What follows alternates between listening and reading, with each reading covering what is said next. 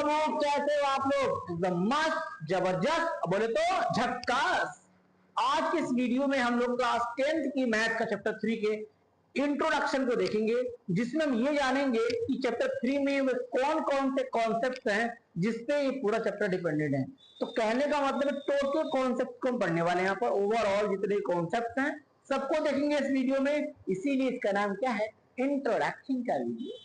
इस वीडियो को देखने के बाद 3.1, 3.2, 3.3 बिल्कुल धुआं धुआं धुआं धुआं धुआं धुआं हो जाता है। ओके, तो चलिए देर न करते वीडियो करते हैं स्टार्ट। तो सबसे पहले हम समझेंगे इस चैप्टर का नाम क्या है और उसका मतलब क्या होता है। चैप्टर नाम है दो चर वाले रैखिक समीकरण समीकरण युग्म। दो चर वाले रैखिक समीकरण युग्म क्या है, ये आपके चैप्टर का नाम है। ओके, इसमें पहले हम इसका मतलब समझेंगे, इस चैप्टर का मतलब क्या है, इसमें क्या पढ़ना है हमको। दो चर का मतलब क्या हुआ, इसका मतलब हुआ कि आपके पास दो अलग अलग चर होंगे। चर कितने होते हैं, तो 26 होते हैं। 26 में से कुछ भी हो सकता है, तो ए भी हो सकता है, एम पी हो सकता है, कुछ भी हो सकता है, एल एम हो सकता है। हमने माना कि दो चर, हमने क्या मान लिया, एक्स और वाई। ठीक है ना, आप कुछ ही मान सकते हो। रैखिक का मतलब क्या होता है, जिसका अधिकतम घात एक होना चाहिए, उसे बोलते हैं रैखिक। ओके, समीकरण का मतलब क्या होता है, आपको मैंने बहुपद पढ़ाया है, हाँ, कौन सा, चैप्टर नंबर 2। उसमें बहुपद के आगे बराबर लगाओ, या यहां पर कोई अंक लिख दो, या फिर क्या लिख दो, 0। तो जैसे ये बनता है तो इसको तुम क्या बोलते हैं कि हमारा क्या कहलाएगा, समीकरण कहलाएगा। ओके, आएगा समझ? हाँ सर। युग्म का मतलब तुम्हें पता ही है, क्या पता है सर, जोड़ा। क्या होता है, जोड़ा।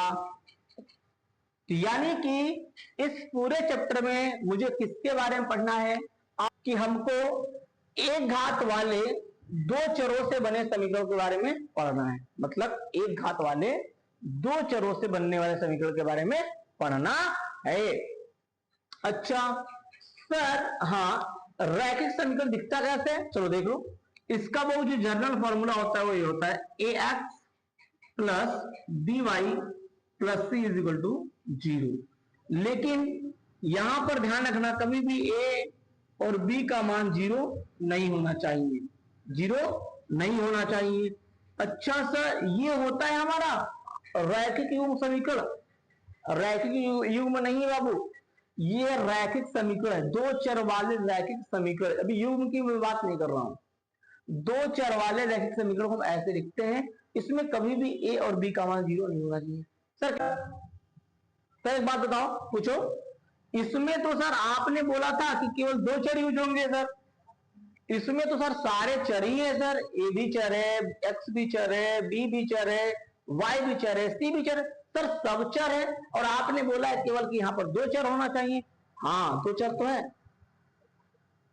हमने दो चर क्या माना था, एक्स वाई, यहाँ एक्स वाई है। लेकिन सर ए बी सी है क्या, ए भी चर है बाबू, चर तो है, लेकिन इस इक्वेशन में चर नहीं है। फिर क्या है बाबू, यहां पर जो ए है वो एक्स का गुणांक है। क्या है, एक्स का गुणांक। बी क्या होगा, फिर बी फिर वाई का गुणांक हो जाएगा। हाँ, ये है वाई का गुणांक। अच्छा, सी क्या, फिर सी है आपका अचर। क्या है, अचर।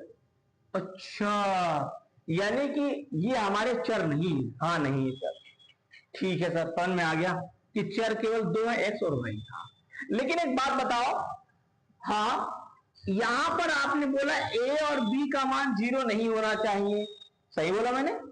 अगर मैंने 0 कर दिया तो लो देखो क्या होगा।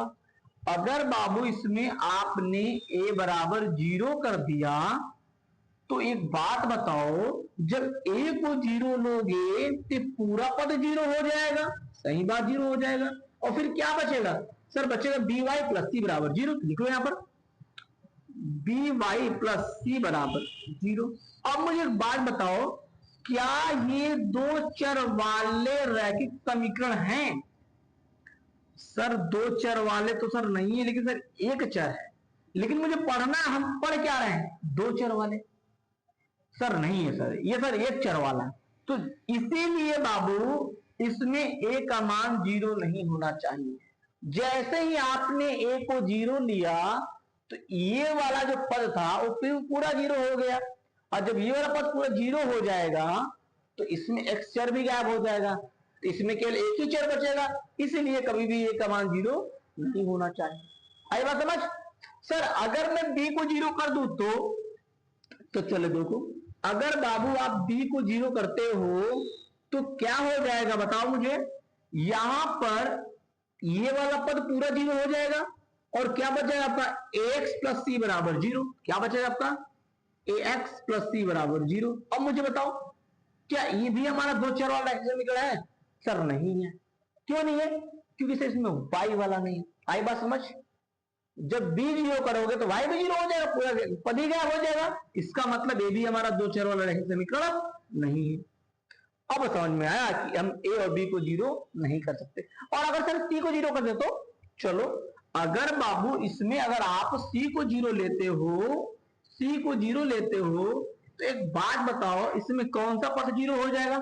सर ये पद 0 हो जाएगा। फिर क्या बचेगा? ax प्लस by बराबर 0। क्या बचेगा? ax प्लस by बराबर 0 बचेगा। तो जब ये बचेगा तो क्या इसमें दोनों चर आ रहे हैं कि नहीं? सर दोनों चर तो आ रहे हैं सर, तो भाई ये हमारा रैखिक समीकरण हो जाएगा। यानी सी का मान 0 कर सकते हैं? हाँ बिल्कुल कर सकते हो। आप सी का मान 0 कर सकते हो, लेकिन कभी ए और बी का मान 0 नहीं कर सकते हो। उनको 0 करने से इस पूरे समीकरण का अस्तित्व बदल जाएगा। ओके सर, अब तो मुझे समझ में आ गया कि रैखिक समीकरण होता क्या है और इसमें कैसे कैसे सारी चीज होती है, दो चर कैसे होंगे, कौन गुणांक हो, सब कुछ आपने बता दिया मुझे। अब सर मुझे अब युग्म के बारे में बताओ कि कैसे युग्म समीकरण होता है।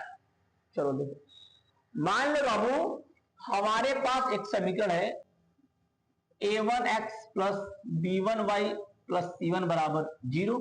इसको मैं बोला समीकरण नंबर फर्स्ट। और a2x plus b2y plus c2 बराबर 0, इसको मैंने बोला क्या? समीकरण नंबर 2। और यही दोनों समीकरण क्या हो जाएंगे? हमारे दो चर वाले रैखिक युग्म समीकरण हो जाएंगे। यही हो जाएंगे हमारे दो चर वाले रैखिक समीकरण युग्म। अच्छा सर, इन दोनों समीकरण में चर सेम होना चाहिए? हाँ चर सेम होना चाहिए भाई। इसमें भी एक्स चर है, इसमें भी एक्स चर है, इसमें भी वाई चर है, इसमें भी वाई चर है। ऐसा नहीं है कि आप यहाँ पर एक्स वाई ले लो, यहाँ पर पी क्यू ले लो और बोलो कि रैखिक समीकरण युग्म है। वो नहीं मानेगा, वो गलत हो जाएगा। युग्म समीकरण होगा तो दोनों चर उसमें सेम होगा। हाँ सेम होगा, लेकिन गुणांक डिफरेंट हो सकता है। यहाँ पर a1 है, यहाँ पर a2 है, यहाँ पर b1 है, यहाँ पर b2 है, यहाँ c1 है, c2 है, कुछ भी हो सकता है। अच्छा समझ में आ गया हमको यहाँ पर कि दो चर वाले रैखिक समीकरण युग्म होते क्या है। आई ना बात समझ? हाँ तो समझ में आ गया। चलो इसको नोट कर लो। दो चर वाले रैखिक समीकरण युग्म को हल करने की विधियां। अच्छा, यानी कि सर अब हम इस समीकरण को हल करेंगे और इसमें चरों का मान निकालेंगे। हाँ, इसका मतलब यही हुआ कि आपको जो दो युग्म समीकरण दिया जाएगा उनको आप हल करो और जो चर थे एक्स वाई उनका आप मान निकाल लो। Okay sir. अच्छा सर एक बात बताइए, हमको इसमें कितनी विधियां पढ़नी है? बाबू इसमें पढ़ना है आपको तीन। कौन कौन सर? देखो, पहला आप क्या पढ़ना है बाबू? ग्राफीय विधि। ग्राफीय विधि पढ़ना है। दूसरा पढ़ना है आपको क्या?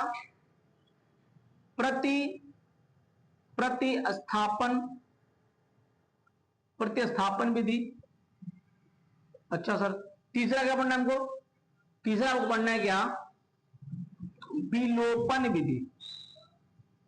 विलोपन विधि, यानी तीन विधि को पढ़ना है और इसके द्वारा ही हमें दोनों समीकरण को हल करके एक्स और वाई का मान निकाल लेना है। हाँ, आपके सिलेबस में तीन है। चलो पहला इसमें पढ़ते हैं क्या?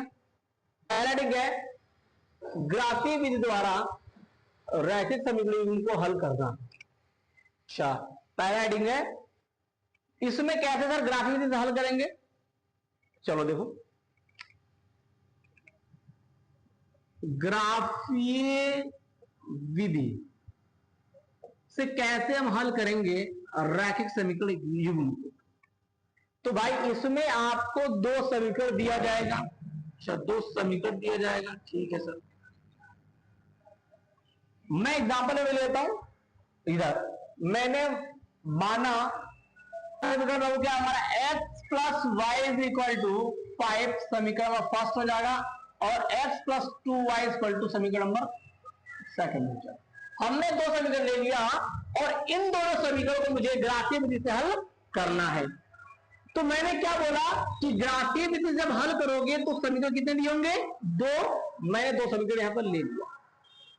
फिर क्या करेंगे, इसमें से किसी एक समीकरण से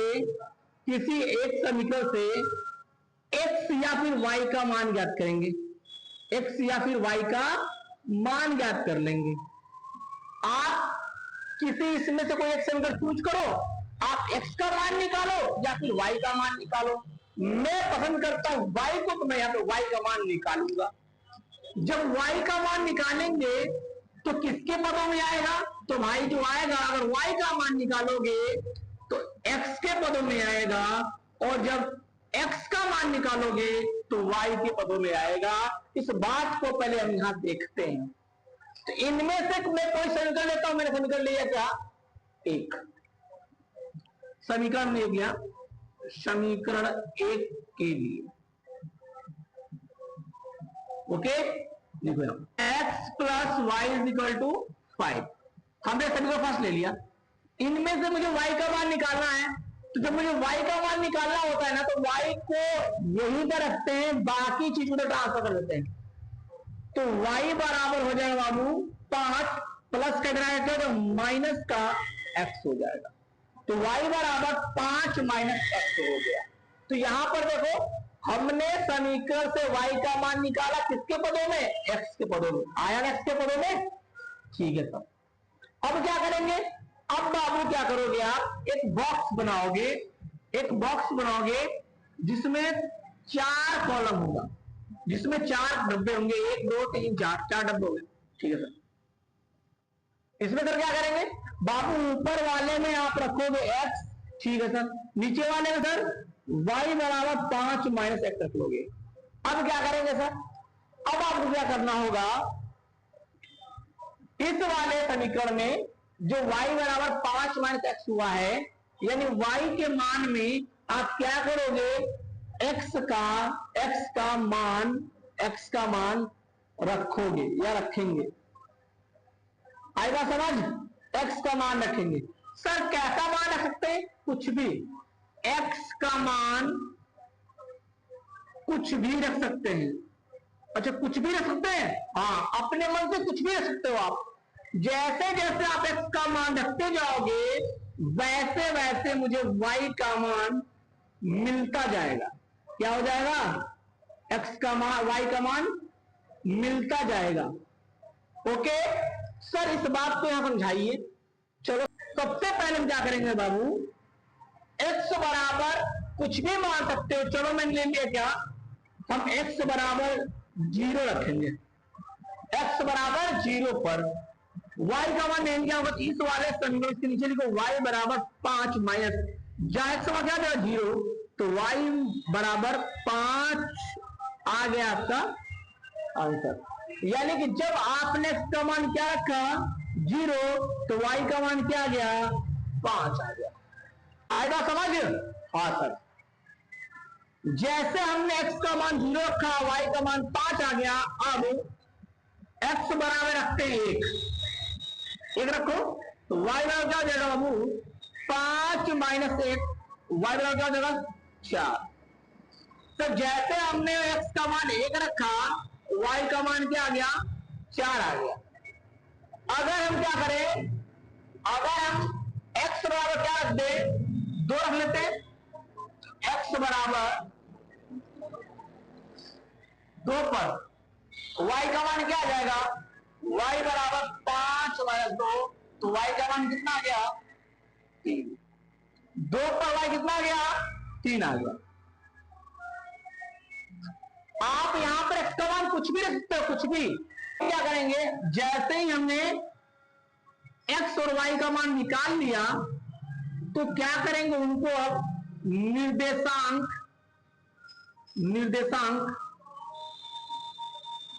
x, y के रूप में क्या करेंगे, लिखेंगे।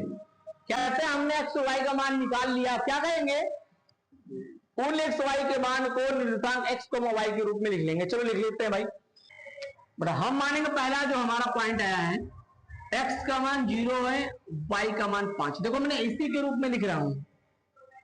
दूसरा b मान लेंगे 1,4, x का मान 1, y का मान 4। c का 2,3। ये क्या आ गया हमारा समीकरण 1 के क्या गए, निर्देशांक आ गए। ओके, अब इसी प्रकार बाबू हमको समीकरण सेकंड को भी ऐसे मुझे हल करना है। हल करते करते ऐसे 3 बिंदु हमको निकालना है, और उस केस में उसका नाम PQR रख लेंगे। आई बात समझ? करे? हाँ सर। देखिए यहां पर अब लिखते हैं समीकरण 2 के लिए। समीकरण 2 के लिए लिखिए क्या है, x प्लस 2y बराबर 4 है। 2y बराबर क्या हो जाएगा, 4 माइनस एक्स। y बराबर क्या हो जाएगा, 4 माइनस एक्स अपॉन में 2।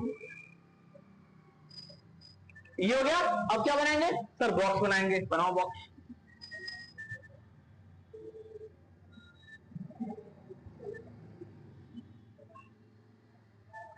x y बराबर 4 माइनस एक्स अपॉन में 2 हो जाएगा। ठीक है ना? ठीक है। अब क्या करेंगे सर, अब हम क्या करेंगे, इसमें x का मान रखेंगे। क्या क्या रखेंगे, कुछ भी। अब कुछ भी रखने से पहले मैं तुम्हें जुगाड़ बता रहा हूं, सोचो मत, वही रखो। क्या? अब जब y का मान निकालो तो हर में जो मान होगा उसको देखो, और ऊपर में जिसके पास x नहीं हो उसको देखो। देखो क्या इससे वो नंबर कट रहा है, तो कट जाए, 2 दूनी 4। तो जब कट जा रहा है तो x का मान हमेशा इसका पहाड़ा रखेंगे, 2 का पहाड़ा।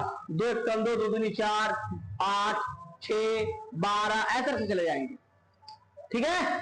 ओके सर, चलिए दिखाइए कैसे। तो पहला हम ले रहे हैं क्या, x बराबर 0 पर। 0 ले ले, क्या दिक्कत है, ले ली सर। रखो अब यहाँ पे। तो y बराबर क्या जगह 4 माइनस 0.2, y बराबर 4/2 कितना आ गया, y बराबर सर 2 आ गया। सर जब आपने x का मान 0 लिया तो y का मान 2 आ गया। सही बात है भाई। अगला देखते हैं, x बराबर 2 पर। अब पहाड़ चलेंगे, x बराबर 2 पर क्या क्या आ जाएगा, y बराबर 4 माइनस, यहां लिख देंगे 2 बटे में 2। 4 में से 2 गया 2, 2 एक कम 2, y का मान कितना आ गया, 1 आ गया। जब मैंने x का मान 2 लिया तो y का मान कितना आ गया, 1 आ गया। अब तीसरा नंबर देखते हैं। अगर हम क्या लें बाबू, अब 2 दूनी 4, पहाड़ ले चलेंगे। अब x बराबर 4 पर, ठीक है ना। तो y बराबर क्या हो जाएगा, 4 माइनस 4/2। भाई 4 माइनस 4 अपॉन में 2। 4 में से 4 गया 0, 0/2 बराबर क्या आ गया, आंसर 0 आ गया। मतलब जब मैंने x का मान 4 रखा तो y का मान क्या आ गया, 0 आ गया। आ गया ना।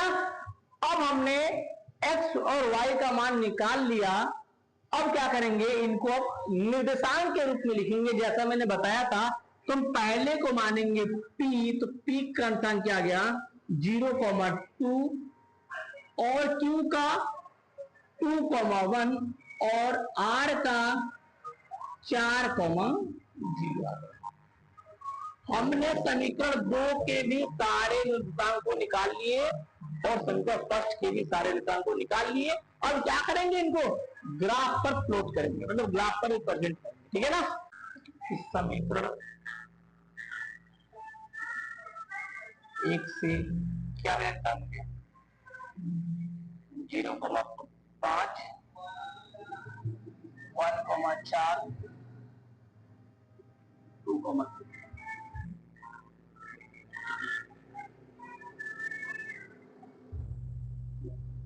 एक एडजस्टिंग की समीकरण 2 से मुझे क्या मिला, समीकरण 2 से 0,2 2,1 4,0 ठीक है।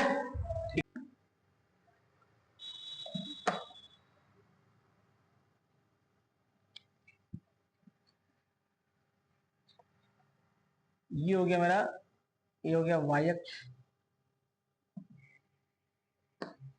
और ये हो गया x अक्ष, ठीक है। x डैश y डैश, ये हमारा होता मूल बिंदु 0 होता है। अब इसमें कोई निगेटिव नंबर नहीं है, और जब निगेटिव नंबर नहीं है तो मुझे इस वाले और इस एक्स पे नहीं जाना, मुझे +1 एक्स पे रहना है। सबसे बड़ा वैल्यू दिया 5 ले, तो चलो भाई 5 तो ले लो। तो समीकरण फर्स्ट का पहला पॉइंट क्या, 0,5 यानी एक्स पे 0 वाई पे 5, ये यहाँ पे आ जाएगा। ये होगा हमारा पॉइंट नंबर ए। बी की बात करें तो 1,4 1,4 एक्स पे 1 वाई पे 4 हो जाएगा। ये हो गया हमारा पॉइंट नंबर बी हो। सी क्या, 2,3 2,3 ये यहाँ हो जाएगा, ठीक है। अब क्या करते हैं, इनको मिलाते हैं।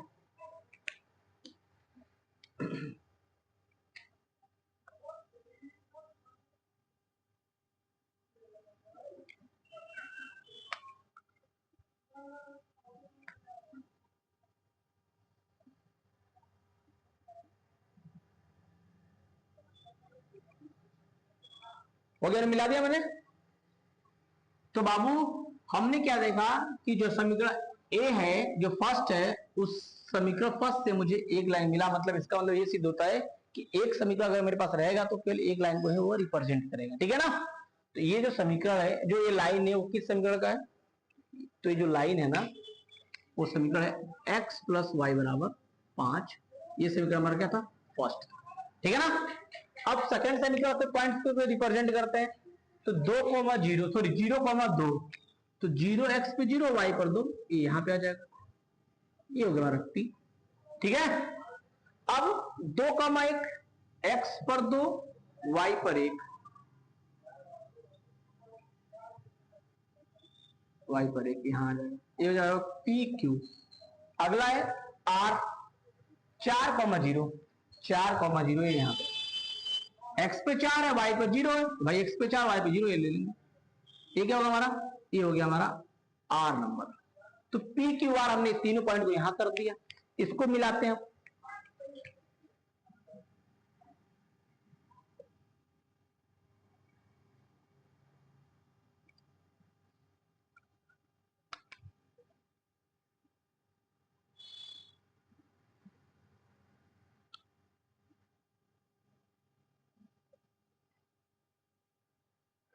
ठीक है ना, ये तो 4 पॉइंट से जा रही है, यहां पे आ गया।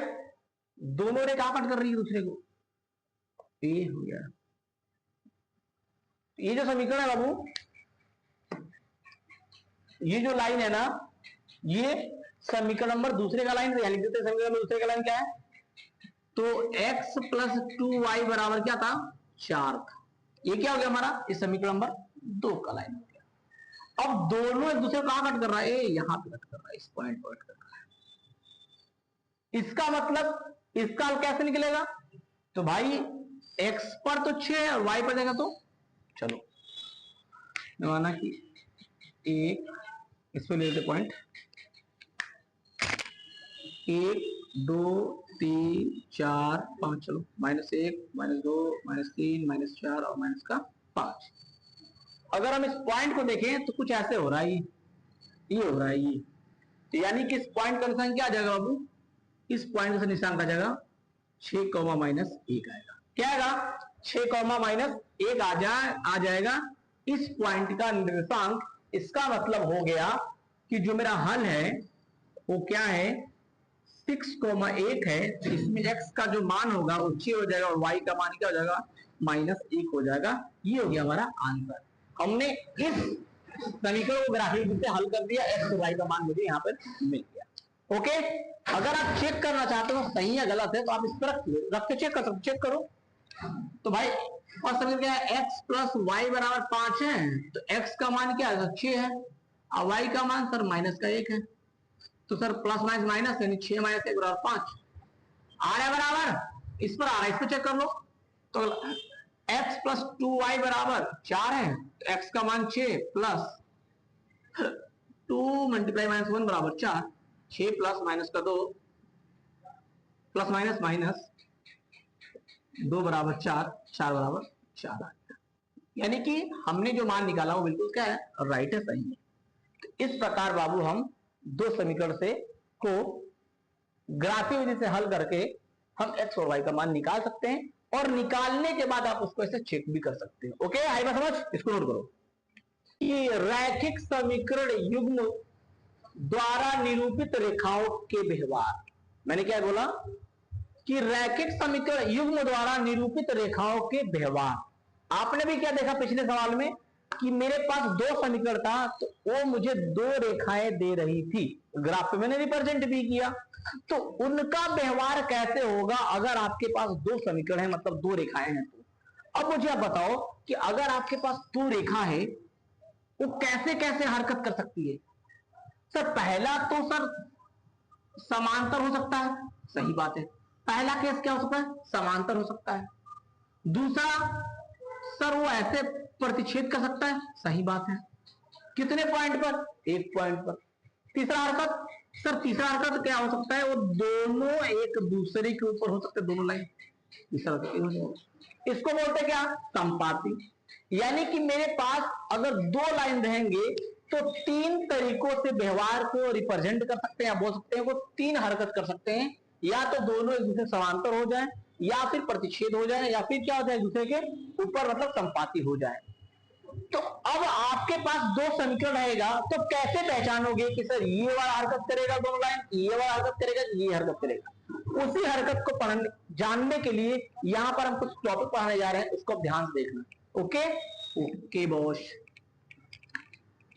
चलो मैंने माना कि मेरे पास दो समीकरण है, क्या क्या है, पहला a1x plus b1y plus c1 बराबर 0 समीकरण नंबर फर्स्ट। अच्छा वही वाला है, हाँ वही वाला है, कौन सा, रैखिक युग्म समीकरण जो बताया था स्टार्टिंग में। दूसरा a2x plus b2y plus c2 बराबर 0 समीकरण नंबर 2 हो गया। ओके, अब क्या करेंगे बाबू, इन दोनों से निकालेंगे गुणांक। क्या निकालेंगे, गुणांक। ठीक है सर, गुणांक बाबू क्या हो जाएगा, x के पास क्या है, a1 है सर, y के पास सर b1, c1 हमारा अचर है, हो गया गुणांक। इसमें ऐसे गुणांक निकाल दो तो क्या आ जाएगा, a2 b2 और c2। हमेशा ax के पास होगा, by के पास होगा, c हमारा अचर हो जाएगा। ठीक है, अब अनुपात निकालेंगे। अच्छा सर अनुपात, हाँ सर किसके अनुपात निकाल लेंगे, a1 अपॉन a2 का और b1 अपॉन b2 का और c1 अपॉन c2 का। ठीक है, ठीक है सर। जैसे अनुपात निकालोगे और आपको कुछ ऐसा दिखाई दे, क्या दिखाई दे कि a1 अपॉन a2 और b1 अपॉन b2 की वैल्यू बराबर ना हो, जैसे ही आपने सॉल्व किया और आपको ये चीज दिखाई दी, तो आप तुरंत बोलना क्या, ये जो दोनों समीकरण है ना वो एक प्रतिच्छेद करेंगी, प्रतिच्छेद करेंगी। और कैसे होता है प्रतिच्छेद, ये ऐसे होता है प्रतिच्छेद। ओके, तो इसका हल कितना होगा, तो बाबू मुझे बता कितने पॉइंट पर प्रतिच्छेद कर रहा है, एक पॉइंट पर ना, तो हल कितना होगा, एक, या लिख दो क्या, अद्वितीय, अद्वितीय। ओके सर, ये बात लिखना हो। हाँ, जब आपको a1 अपॉन a2 और B1 अपॉन B2 की वैल्यू बराबर ना मिले, C1 अपॉन C2 बराबर हो चाहे ना, उदाहरण में कोई मतलब नहीं है। जैसे आपको ये दिखाई देगा तो तुरंत बोलना कि ये दोनों प्रतिच्छेद करेंगी और उसका हल कितना होगा, 1 होगा। C1 अपॉन C2 बराबर हो चाहे ना हो, उससे तो कोई मतलब नहीं है, ये दोनों बराबर नहीं होना चाहिए। Okay sir. अब केस नंबर 2 में देखो, अगर मान लो आपने सॉल्व किया और आपको मिला कि A1 upon A2, B1 upon B2 और C1 अपॉन C2 तीनों क्या है, दूसरे के बराबर है। जैसे बराबर है तुरंत बोल देना ये दोनों समीकरण एक दूसरे क्या करेंगी, एक दूसरे पे संपाती करेंगी। संपाती करेंगी, संपाती का मतलब क्या होता है सर, दोनों लाइन एक दूसरे के ऊपर हो जाएगा, हो जाएगा। और इस केस में हल कितना होगा, अनेक हल हो जाएगा, अनेक। ठीक है ना, ठीक है सर। तीसरा सर क्या हो सकता है बाबू, अगर मान लो आपने हल किया, हाँ सर हल कर दिया, हल करने के बाद आपको A1 अपॉन A2 बराबर B1 अपॉन B2 दिख गया, लेकिन C1 अपॉन C2 बराबर नहीं है। जैसे आपको ये चीज दिखाई दे तो आप तुरंत बोलना कि दोनों रेखाएं एक दूसरे क्या हो जाएंगी, समांतर हो जाएंगी ऐसे। और जब समांतर हो जाएगा तो इससे हल कितना निकलेगा, मुझे बताओ आप फटाफट। सर इससे हल तो सर कुछ भी नहीं निकलेगा। क्यों नहीं निकलेगा, क्योंकि दोनों लाइन दूसरे को कट नहीं कर रहा है, तो हल क्या आ जाएगा, शून्य हो जाएगा। आई ना बात समझ। तीन केस आपको ध्यान रखना है, जब A1 upon A2 B1 upon B2 की वैल्यू इक्वल ना हो तो प्रतिच्छेद करेंगे, हल एक अद्वितीय हो जाएगा। जब तीनों बराबर A1 upon A2 B1 upon B2 C1 upon C2 तीनों बराबर होगा, उस केस में दोनों लाइन एक दूसरे को संपाती करेंगे, हल अनेक हो जाएंगे। जब A1 upon A2 B1 upon B2 की वैल्यू इक्वल हो लेकिन C1 अपॉन C2 की वैल्यू इक्वल ना हो, उस केस में दोनों रेखाएं एक दूसरे को समांतर रहेंगी और हल क्या हो जाएगा, शून्य हो जाएगा। ओके, तो इस प्रकार हम तीनों हरकत देख सकते हैं किसके, दो लाइन के। अगर दो समीकरण दिया है तो कैसे कैसे हरकत करेंगी, कब ये होगा कब ये होगा कब ये होगा, आप पहचान लोगे। हाँ सर। अब बाबू इसमें आता है क्या, संगत और असंगत युग्म होता है। तो संगत युग्म किसे कहते हैं, ध्यान से देखो मैं समझा दूं यहां पर। संगत युग्म का मतलब क्या होता है, जिसके पास हल हो, इसके पास हल हो। और असंगत युग्म का मतलब क्या होता है, असंगत युग्म का मतलब होता है वो जिसके पास हल ना हो, मतलब कोई हल ना हो, हाँ कोई हल ना हो। संगत युग्म ऐसे बोलेंगे, ऐसे दो समीकरण जिसको हल करने पर कोई ना कोई हल मिले, कम से कम कुछ ना कुछ तो हल, एक हल हो, जीरो नहीं होना चाहिए, कुछ ना कुछ हल हो, ऐसे समीकरण को बोलेंगे संगत युग्म। और असंगत युग्म किसे बोलेंगे, ऐसे दो समीकरण जिनको हल करने पर कोई भी हल ना मिले, उसे हम क्या बोलेंगे, असंगत युग्म। ओके, तो ऐसे अगर मैं पूछूं इन तीनों केस में कौन कौन सा संगत युग्म होगा, तो सर संगत युग्म उसे कहते हैं जिसके पास हल होगा। तो हल देखो सर परिच्छेद के पास भी है और संपाती के पास है। इसका मतलब ये जो दोनों केस होंगी तो संगत युग्म का हो जाएगा। ओके सर, यानी कि जब सवाल को हल करेंगे, हल करने के बाद हमको प्रतिच्छेद या संपाती वाला दोनों केस मिलेगा, तो इस केस में बोलेंगे ये दोनों हमारा संगत युग्म कहलाएगा। और असंगत युग्म कौन कहलाएगा, सर ये कहलाएगा। क्यों, तो इसके पास कोई हल नहीं है। बहुत बढ़िया, असंगत युग्म हो जाएगा। ओके ओके, असंगत युग्म हो जाएगा। आइए यहां पर संगत युग्म, असंगत युग्म, प्रतिच्छेद, संपाती और समांतर, तीनों बात समझ में आई होगी। हाँ सर समझ में तो आ गया, आ गया ना।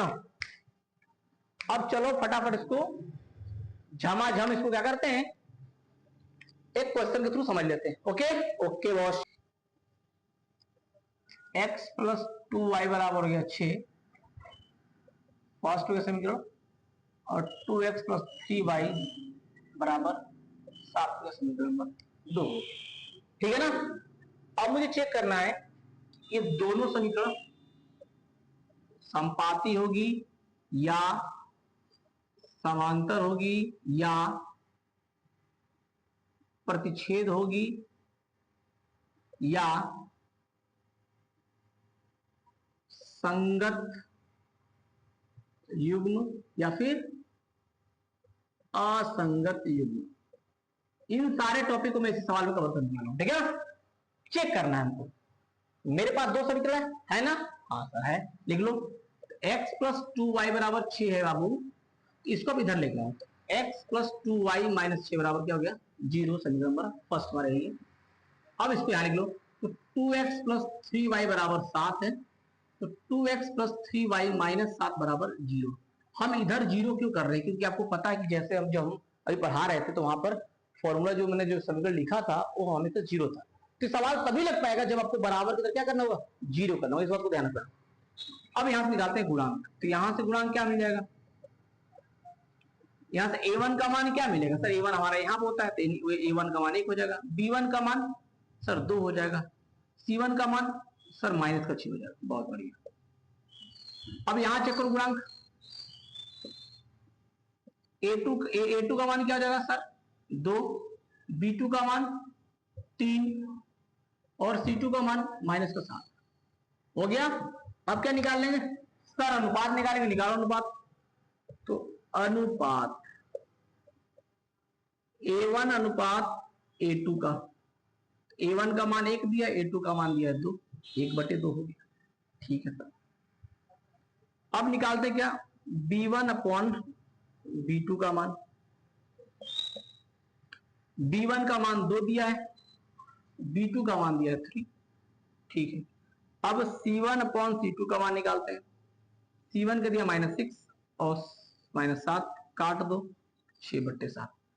हमने क्या देखा कि a1 अपॉन a2 की वैल्यू क्या है 1/2, b1 अपॉन b2 की वैल्यू क्या है 2/3 और c1 अपॉन c2 की वैल्यू क्या है 6/7। ये देखो क्या, ये दोनों बराबर है क्या सर, दोनों बराबर नहीं है, ये दोनों सर ये भी बराबर नहीं है। एक इसका मान है सर, ये मान है हमारा a1 अपॉन a2 का, बराबर नहीं लगाओ, बराबर नहीं है। ए b1 अपॉन b2 का बराबर नहीं, बराबर नहीं, कोई बात। अब ध्यान से देखो कि क्या इसमें तुम्हें कोई केस में नजर आ रहा है, हाँ सर पहला केस, उसमें sir a1 upon a2 b1 upon b2 की वैल्यू इक्वल नहीं दिया था, इसमें भी नहीं दिया है, लेकिन सर यहां पर दिया। तो मैंने क्या बोला था यार, आपको हमेशा a1 अपॉन a2 और b1 अपॉन b2 की वैल्यू देखो, दोनों इक्वल है कि नहीं है, सर नहीं है, ये हो चाहे ना उससे कोई मतलब नहीं है। अच्छा, तो सर ये मतलब ये हो गया सर कि दोनों रेखाएं एक दूसरे क्या करेंगी, प्रतिच्छेद करेंगी। तो लिख देते फटाफट, ये दोनों समीकरण एक दूसरे को क्या करेंगी, प्रतिच्छेद करेगी। और जब प्रतिच्छेद करें तो हल कितना होगा सर, एक होता है ना हल, इसलिए हल कितना हो जाएगा 1।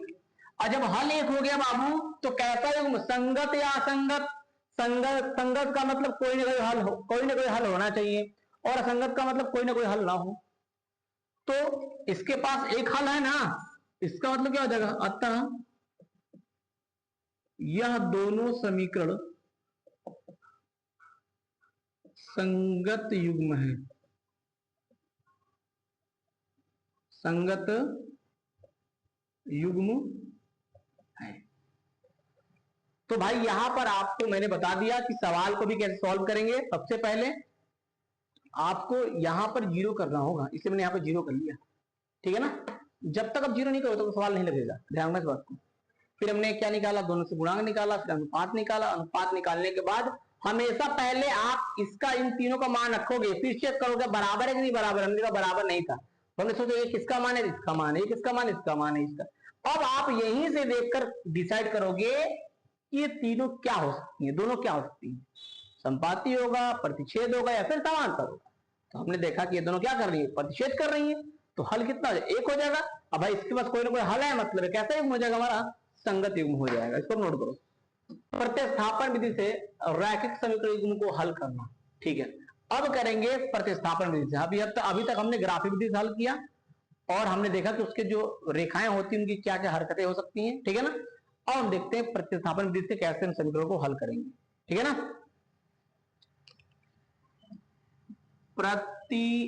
प्रतिस्थापन विधि, ठीक है बाबू। इसमें भी आपके पास कितने समीकरण होंगे, 2 समीकरण होंगे इसमें भी, ठीक है ना। एग्जाम्पल से बताता हूं, एग्जाम्पल लेता हूं क्या, x माइनस वाई बराबर 3, x upon 3 plus y upon 2 equal to 6। ठीक है ना, समीकरण नंबर फर्स्ट हो गया, समीकरण नंबर हमारा सेकंड हो गया। ठीक है ना, ठीक है सर। अब बाबू क्या करेंगे, सेम चीज इनमें इसमें से किसी एक समीकरण से क्या करेंगे मुझे बता दो सर, y का मान निकाल लेंगे। बहुत बढ़िया, y का मान निकाल लेंगे, लेकिन किसके पदों में? अगर y का मान निकाल रहे हैं तो किसके पदों में आएगा सर? x के पदों में, x के पदों में। पहले हम इतना काम करते हैं, हम इसमें से तो कोई समीकरण अपने फर्स्ट समीकरण ले लिया, देखते हैं समीकरण एक से। समीकरण एक से क्या होता है, x माइनस वाई बराबर 3। मुझे y का मान निकालना है, निकालो y का मान। आप इसको इधर भेजो, इसको इधर भेजो। x माइनस 3 बराबर y, y माइनस इधर है तो प्लस का हो गया, प्लस 3 माइनस का 3, तो y का मान कितना हो गया, x माइनस 3। ये जो y निकला इसको बोलेंगे समीकरण नंबर 3। इसका मतलब यहां से जो y का मान आएगा उसे क्या बोलेंगे, समीकरण नंबर 3। ठीक है ना, ठीक है सर। अब क्या करेंगे सर, अब बाबू क्या करने वाले हैं, हमने समीकरण एक को यूज कर लिया, हाँ सर कर लिया, इसको छोड़ दो, भूल जाए, बिल्कुल भूल जाओ। ठीक है, अब इस y के मान को समीकरण 2 में रखेंगे। क्या करेंगे, y के मान को समीकरण 2 में रखेंगे। चलिए लिख देते क्या, अब क्या करेंगे सर, y के मान को समीकरण 2 में, समीकरण 2 में क्या कर देंगे, रखने पर, रखने पर। जैसे ही y के मान को समीकरण 2 में रखेंगे तो यहां से हमको क्या मिलेगा, x का मान, x का मान मिलेगा,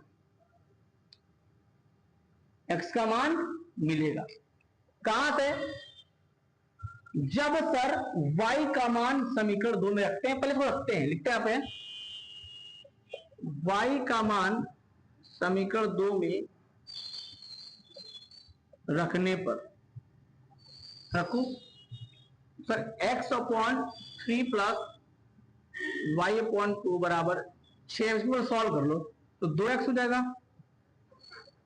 3y, 3 दूनी 6 बराबर 6, 6 क्या हो जाएगा 36। तो 2x प्लस 3y बराबर 36 हो गया बाबू, इधर आएगा हो जाएगा 36 हो जाएगा। अब y का मान दो, तो 2x प्लस 3 इंटू वाई का मान क्या है, x माइनस 3 बराबर 36। 2x 3x minus plus minus minus 3 3 के 9 बराबर 36। 3 2 5x उधर भेज दो, 36 प्लस का 9, 5x बराबर 45, x बराबर 45 बटे 5, 5 9 45, x का मान कितना आ गया, 9 आ गया। तो हमने जैसे y के मान को समीकरण 2 में रखा तो किसका मान मिल गया, x का मान मिला, मिला ना x का मान, हाँ। अब इस x के मान को कहां रखेंगे, समीकरण नंबर 3 में। लिखेंगे यहां पर समीकरण 3 में x का मान रखेंगे, तो रखेंगे तो हमको यहां से क्या मिल जाएगा, y का मान मिल जाएगा। ठीक है ना, चलो चेक करते हैं। x का मान को 3 रखते हैं तो लिखते हैं समीकरण 3 में x का मान रखने पर, रखते हैं भाई, तो y बराबर क्या हो जाएगा, x का मान 9 है, 9 माइनस 3, y का मान कितना आ गया, 6 आ गया। आ गया ना, y का मान 6 आ गया। इसका मतलब समीकरण हमारा सॉल्व हो गया, x का मान आ गया सर 9, y का मान कितना आ गया 6। तो जिस प्रकार मैंने फ्लो चार्ट बताया सेम उसी प्रकार मैंने सवाल को भी करके दिखाया आपको। सबसे पहले क्या करना होगा आपको, इसमें से किसी एक समीकरण को चूज करो, वहां से y का मान निकालो। आप x का मान भी निकाल सकते हो, मैंने y का मान निकाला, y का मान निकालो। जैसे निकालोगे x का या फिर y का मान, उसको बोलोगे समीकरण नंबर 3। समीकरण 3 से जिस या x का या फिर y किसी का मान निकालोगे, उसको समीकरण 2 में क्या कर दोगे, पुट कर दोगे या रखने पर। तो जब रखेंगे तो हमको वहां से क्या मिलेगा, x का मान मिल जाएगा। उस x के मान को समीकरण नंबर 3 में रखेंगे, रखने पर मुझे क्या मिल गया, y का मान मिल गया। आपको चेक करना है कि यार मेरा सवाल सही है फिर गलत है, तो वैल्यू पुट कर चेक कर दो ना, क्या दिक्कत है, चेक करो। पहले में x का मान क्या दिया है सर 9, माइनस y का मान सर 6, बराबर में 3 दिया, हाँ घटाओ 3 और 3, सर यहां तो सही आ रहा है, इसमें चेक कर लो क्या दिक्कत है। x का मान कितने 9, 9/3 प्लस 6/3, चट 2 बराबर 6, 3 तरीके 9 और 2 तिहाई 6, 3 + 3 बराबर 6, यानी 6 बराबर क्या आ गया 6, मतलब सवाल क्या आपका सही। आपने जो आंसर निकाला हो क्या बिल्कुल राइट है। ओके, अगला हेडिंग बाबू है विलोपन विधि से रैखिक समीकरणों गुण को हल करना। ओके, हमने 2 विधि सीख लिया, ग्राफीय विधि और प्रतिस्थापन विधि, अब सीखते हैं विलोपन विधि। विलोपन विधि, ठीक है, ठीक है। इसमें भी बाबू क्या होगा, आपको 2 समीकरण दिया होगा। ओके सर, इसमें भी हमको 2 समीकरण दिया होगा, हाँ दिया होगा। एग्जांपल लेते हैं यहां पर, चलो मैं यहां पे एग्जांपल लेता हूं क्या, x/2 प्लस 2y/3 बराबर -1, ये हमारा समीकरण फर्स्ट हो गया। सेकंड समीकरण क्या लेता हूं मैं, x - y/3 बराबर में 3 हो जाएगा, समीकरण नंबर 2 हो गया। पहले इसको सॉल्व कर लो, मतलब फ्रैक्शन को हटा दो यहां से। चलो 3x 2 दूनी 4y 3 दूनी 6 बराबर -1, तो 3x + 4y 6 कम 6 हो गया ना, ये हमारा फर्स्ट समीकरण, ये सोल्व करो, एक कर लो, तो 3x - y 3 कम 3 बराबर में 3, 3x - y 3 तरीके 9, ये हमारा समीकरण नंबर 2 ही है, इसको मैंने चेक कर दिया, ठीक है ना। इसमें बाबू क्या होता है, विलोपन का मतलब होता है बिलवा देना, मतलब एक को गायब कर देना। सबसे पहले क्या करेंगे, इसमें से आपको इन दोनों समीकरण में से पहले आपको ये चूज करना होगा मुझे किस पद को काटना है, मतलब बिलवाना है, चाहे x को बिलो दोनों में से, चाहे y को बिलो। तो सबसे पहला स्टेप, इन दोनों समीकरण में से हमें पद को क्या करना होगा, छाटना होगा, छाटना होगा। हम चलो छाट ले रहे हैं, हम मान रहे हैं मैं काटूंगा किसके, मैं x के पद को काटूंगा, ठीक है ना। चलो हमने मान लिया सर हम x के पद को काटेंगे, लेकिन उस पद को काटने से पहले हम उस पद की क्या देखेंगे, गुणांक, क्या देखेंगे, गुणांक देखेंगे कि क्या गुणांक बराबर है या फिर नहीं है। बराबर नहीं होगा तो बराबर करना पड़ेगा, अब बराबर होगा तो कोई बात नहीं। तो पहला स्टेप, हम उन 2 समीकरण में से पद को डिसाइड करेंगे किस पद को काटेंगे। फिर हमने डिसाइड कर लिया था हम x के पद को काटेंगे, तो पहले हम क्या चेक करेंगे, उसका गुणांक चेक करेंगे, देखेंगे गुणांक बराबर है कि नहीं। फिर अगर नहीं होगा तो गुणांक को बराबर करना पड़ेगा। फिर हम उस पद को क्या देखेंगे, चिन्ह को देखेंगे, क्या देखेंगे, चिन्ह को, चिन्ह को देखेंगे, ठीक है सर। अगर इसका दोनों पदों का चिन्ह समान होगा तो क्या कर देंगे, दोनों को घटाएंगे, क्या कर देंगे, दोनों को घटा देंगे। अगर दोनों पदों का चिन्ह क्या होगा, असमान होगा, तो क्या करेंगे, इन दोनों को क्या कर देंगे, जोड़ देंगे, क्या कर देंगे, जोड़ देंगे। आई ना बात समझ, हाँ सर समझ में आ गया। तो चलो पहले इतना काम करते हैं, मैंने यहां पर समीकरण 2 से दोनों में मैंने किस पद को चूज किया, x को मैंने चूज किया, मैंने चूज कर लिया x को, हाँ। अब उस पद के पहले गुणांक को चेक करो, तो सर गुणांक में यहाँ 3 है, यहाँ भी 3 है, गुणांक सर बराबर है, ठीक है। आगे इस पद का चिन्ह देखो, सर यहां पर सर प्लस का है, यहां पर भी सर चिन्ह क्या है, सर समान है, समान हो तो तुम क्या करेंगे, घटाएंगे, तो लिखेंगे समीकरण 1 तथा 2 को घटाने पर, तो 3x + 4y बराबर -6 और 3x - y बराबर 9।